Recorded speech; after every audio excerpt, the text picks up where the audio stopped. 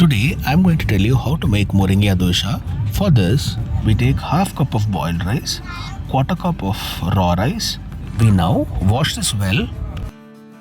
We then soak this in 1 glass of water for about 8 hours so that we can make nice batter out of it. After 8 hours of soaking, you will find that the rice is nicely got soaked.